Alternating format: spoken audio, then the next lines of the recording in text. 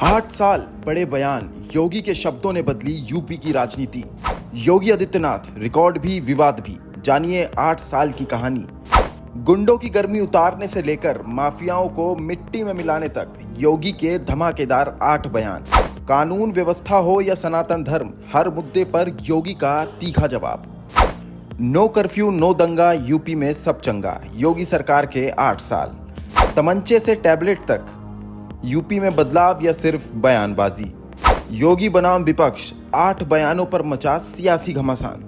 उत्तर प्रदेश के मुख्यमंत्री योगी आदित्यनाथ ने एक नया रिकॉर्ड कायम किया है। लगातार 8 साल तक सत्ता संभालकर उन्होंने राज्य की राजनीति में एक नई मिसाल पेश की है। इस दौरान उनकी सरकार ने कई उपलब्धियां गिनाई तो विपक्ष ने उन पर सवाल भी उठाए।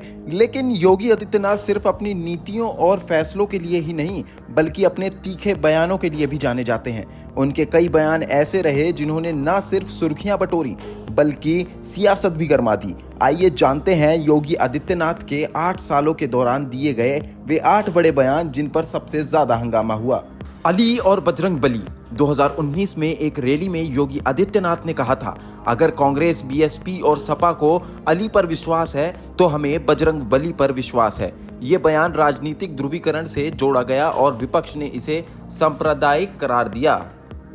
जब राहुल गांधी केरल की एक सीट पर नामांकन करने के लिए गए तो भाइयों बहनों, आपने देखा होगा कि वहां कांग्रेस का झंडा नहीं था, कांग्रेस के किसी सहयोगी का झंडा नहीं था। एक हरा झंडा और चांद सितारे उस पर बने हुए थे। मुस्लिम लीग जो देश के विभाजन का कारण था, वह मुस्लिम लीग अगर आज कांग्रेस का शागिर्द बनी हुई है तो कांग्रेस की नीयत पर हमें स्वयं देखना चाहिए कि कांग्रेस इस देश को कहां ले जाना चाहती है। भाइयों बहनों, ये केवल कांग्रेस के साथ ही नहीं, ये गठबंधन के साथ भी है। सपा हो, बसपा हो, लोकदल हो, ये जितने भी दल हैं, भाइयों बहनों, सत्ता के दलदल में इतने उलझ चुके हैं कि इन्हें देश की सुरक्षा से मतलब नहीं, इन्हें देश की एकता और अखंडता से मतलब नहीं।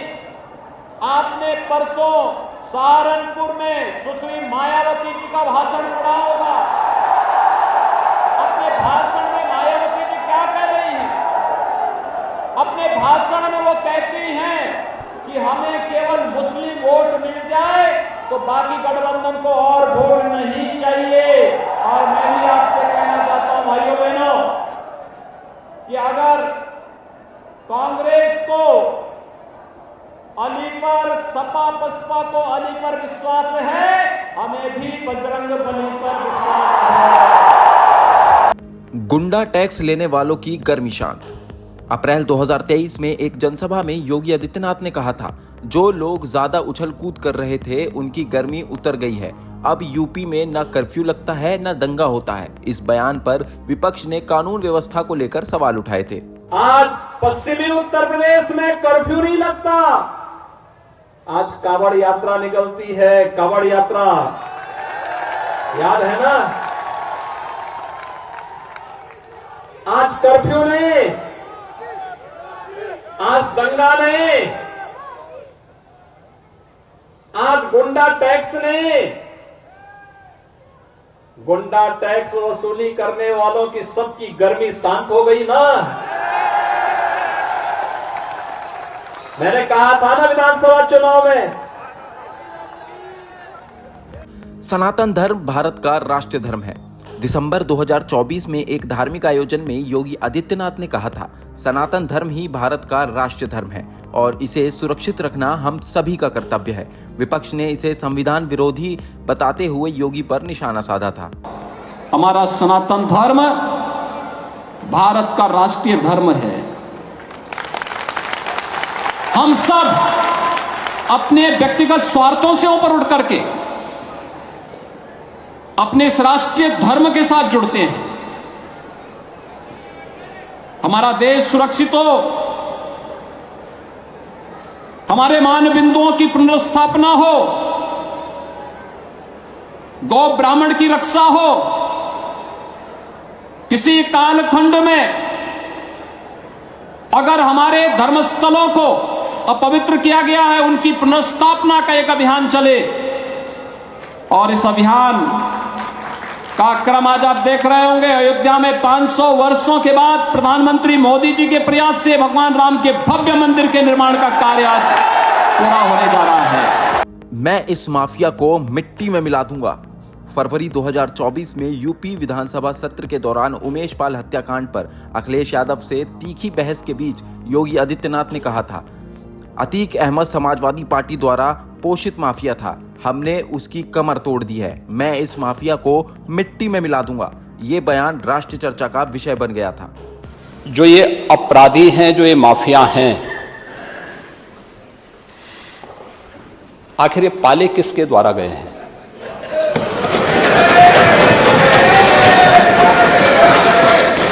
बात जवाब आ जाए। ये जब अभी आपका नाम तो नहीं लिया कि आपने के खिलाफ जवाब आ जाए। जिस माफिया के खिलाफ किसी का नाम तो नहीं लिया ना, किसी का नाम तो सच नहीं कि समाजवादी पार्टी ने उन्हें सांसद बनाया था, ये सच नहीं है।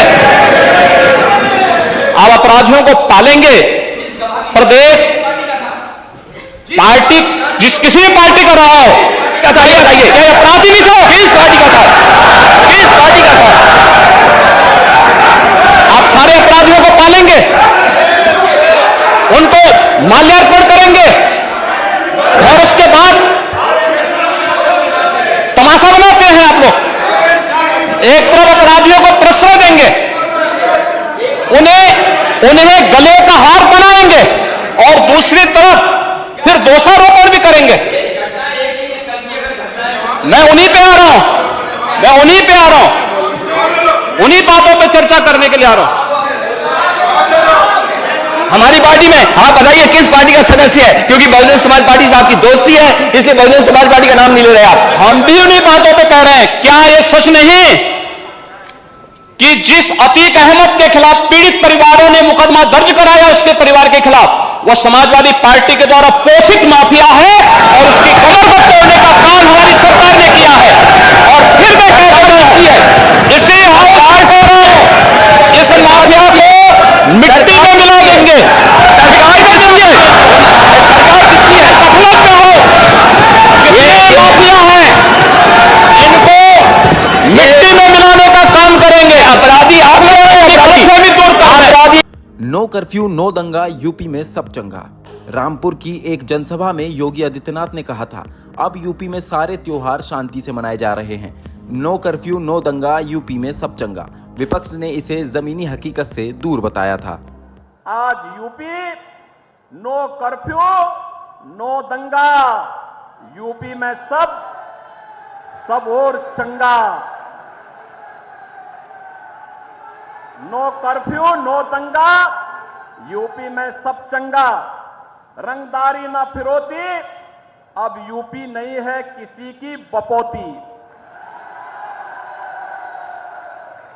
माफिया अपराधी हो गए अतीत, सुरक्षा खुशहाली रोजगार का अब बना है प्रतीक। और इसलिए भाइयों बहनों, अब उत्तर प्रदेश कर्फ्यू नहीं, कावड़ यात्रा की तैयारी के लिए उत्साह के साथ आगे बढ़ता है। अब उपद्रव नहीं, उत्साह हमारी पहचान है। तमंचे से टैबलेट की ओर। आजमगढ़ की एक रैली में योगी आदित्यनाथ ने कहा था, 2017 से पहले युवाओं के हाथ में कलम की जगह कट्टा पकड़ा दिया जाता था, अब हम उन्हें तमंचे से टैबलेट की ओर लेकर जा रहे हैं। इस बयान को बीजेपी की शिक्षा और रोजगार नीति से जोड़ा गया था। जिन लोगों के हाथों में सत्ता की बागडोर आई, उन लोगों ने आजमगढ़ का दोहन किया। कलम का स्थान यहां पे कुछ लोगों ने कट्टा देने का प्रयास किया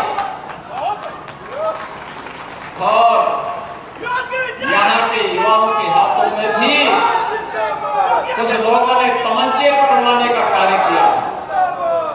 भाइयों बहनों, आज आजमगढ़ जो पहले 17 के पहले पहचान के लिए मोहताज था, याद करिए, आजमगढ़ के नाम पे कोई लोग होटल और धर्मशाला की बात, घर में किराएदार की बात तो दूर, होटल और धर्मशाला में भी कमरा नहीं मिलता था। ये स्थिति बन गई थी। पहचान का एक घोर संकट जिन लोगों ने खड़ा किया था उससे मुक्त करते हुए आज तो आजमगढ़ पूर्वांचल एक्सप्रेस वे के साथ जुड़ चुका है। एयरपोर्ट यहीं पे बन रहा है और अब कट्टा नहीं, कलम केले महाराज सुहेलदेव के नाम पर विश्वविद्यालय भी यहां प्रारंभ हो चुका है। बहुत शीघ्र उसके प्रशासनिक भवन का उद्घाटन होने जा रहा है। बटेंगे तो कटेंगे। एक सभा में योगी आदित्यनाथ ने कहा था कि राष्ट्र से बढ़कर कुछ नहीं हो सकता। अगर हम बटेंगे तो कटेंगे, लेकिन एक रहेंगे तो सुरक्षित और समृद्ध रहेंगे। विपक्ष ने इसे सांप्रदायिक बयान बताया था। राष्ट्र से बढ़कर भी कुछ नहीं हो सकता, कुछ नहीं हो सकता। और राष्ट्र तब सशक्त होगा जब हम एक रहेंगे, नेक रहेंगे, तभी नेक रहेंगे। बटेंगे तो कटेंगे। आप देख रहे हैं ना, बांग्लादेश में देख रहे हो ना, तो वो गलतियां यहां नहीं होनी चाहिए। ज्ञानवापी पर पूरी दीवारें चीख चीख कर गवाही दे रही हैं। एक इंटरव्यू में योगी आदित्यनाथ ने कहा था कि ज्ञानवापी को मस्जिद कहना विवाद पैदा करता है। मुस्लिम पक्ष को अपनी ऐतिहासिक गलती स्वीकार कर समाधान निकालना चाहिए। इस बयान पर देश भर में तीखी बहस हुई। मुझे लगता है कि भगवान ने जिसको दृष्टि दी है वो देखे ना, त्रिशूल मस्जिद के अंदर क्या कर रहा है। हमने तो नहीं रखे ना, वहाँ तो सुरक्षा है, सेंट्रल फोर्सेस है, उनके मुतवल्ली हैं, ताला चाबी उनके पास रहती है। त्रिशूल कैसे वहाँ बने हुए हैं? ज्योतिर्लिंग हैं, देव प्रतिमाएं हैं, पूरी दीवारें चिल्ला चिल्ला के क्या कह रही हैं। और उसके बाद भी हम जानबूझ करके, देखिए, एक होता है कि जन्म से दिखाई नहीं देता है, हम मान सकते हैं कि दिव्यांग है, जन्मांध है, दृष्टिबाधित है, एक जानबूझ करके ढोंग करे। जो दृष्टिबाधित है उसको दिशा दिखाई जा सकती है, लेकिन जो ढोंग कर रहा है उसको कोई दिखा नहीं सकता है। आप ढोंगी किसे कह रहे हैं? मैं इसीलिए कह रहा हूँ ना, जो उन प्रमाणों को नकार रहा है, उन प्रमाणों के बाद भी ये कहता है कि नहीं साहब, तो ज़बरदस्ती वाली बात करते हैं। देखिए, आप इतिहास में तोड़ मरोड़ कर सकते हैं, लेकिन उन ऐतिहासिक साक्ष्यों के साथ नहीं जो वहाँ की दीवारें चिल्ला चिल्ला के कहती हैं, और उन ऐतिहासिक साक्ष्यों को भी देखने की आवश्यकता है। और मुझे लगता है कि ये प्रस्ताव मुस्लिम समाज की तरफ से आना चाहिए कि साहब, ऐतिहासिक गलती हुई है और उस गलती के लिए हम चाहते हैं समाधान हो। योगी आदित्यनाथ ने यूपी की राजनीति में एक मजबूत छवि बनाई है। उनकी सरकार ने कई नीतिगत फैसले लिए, लेकिन उनके बयान हमेशा सुर्खियों में रहे। अब देखना यह है कि आने वाले समय में वो अपनी इस छवि को कैसे आगे बढ़ाते हैं। ऐसी ही तमाम जानकारियों के लिए बने रहिए प्राइम न्यूज़ के साथ।